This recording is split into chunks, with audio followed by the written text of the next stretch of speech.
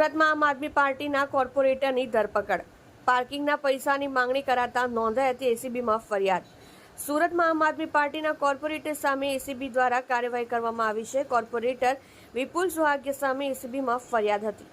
પૂણા વિસ્તારમાં પાર્કિંગ બાબતે પૈસાની માંગણી કરવામાં આવી હતી. આ ફરિયાદના આધારે કોર્પોરેટર વિપુલ સોહાગિયાની ધરપકડ કરવામાં આવી છે.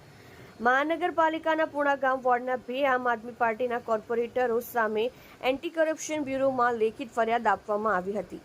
આ ફરિયાદમાં જણાવવામાં આવ્યું છે કે તેઓએ પેન પાર્ક કોન્ટ્રાક્ટર પાસે તેઓએ 10 લાખ રૂપિયાની લાંચ માંગી છે. કોર્પોરેટર જીતેન્દ્ર કાછડિયા અને વિપુલ સોહાગિયા સામે લેખિત ફરિયાદ કરવામાં આવી છે. ફક્ત એટલું જ નહીં, પેન પાર્કના કોન્ટ્રાક્ટરે સીસીટીવી ફૂટેજ અને ઓડિયો રેકોર્ડિંગ સહિતના પુરાવા એસીબીને સુપ્રત કર્યા હતા. પાર્કિંગના પેન પાર્કના કોન્ટ્રાક્ટર છે. 6 માર્ચ 2024ના રોજ મગોબ ટીપી સ્કીમ નંબર 53માં આવેલા મલ્ટી લેવલ પાર્કિંગમાં વિપુલ સોહાગિયા અને અન્ય કોર્પોરેટર જીતુ કાછડિયા રાઉન્ડ મારવા માટે આવ્યા હતા. બંને કોર્પોરેટરે પાર્કિંગના જ મકાનમાં પાલિકા શાકભાજી માર્કેટના ઓટલા બનાવ્યા હોય અને ત્યાંના લોકો દ્વારા રસોડાનો સામાન મૂકવામાં આવ્યો હોય તેની ફોટો ખેંચી લીધો હતો. તેઓએ ગેરકાયદેસર દબાણની તકરાર ઊભી કરી. ત્યારબાદ તેઓ 11 લાખ રૂપિયામાં મામલો પતાવવાની કરવાની વાત કરી.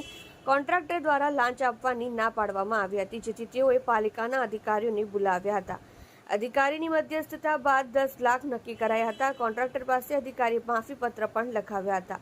પેમેન્ટ 5 દિવસની અંદર કરવા માટે કહેવામાં આવ્યું હતું. જોકે આ અરજી થયા બાદ એન્ટી કરપ્શન બ્યુરોએ ફરિયાદ નોંધીને ધરપકડ હાથ ધરી છે.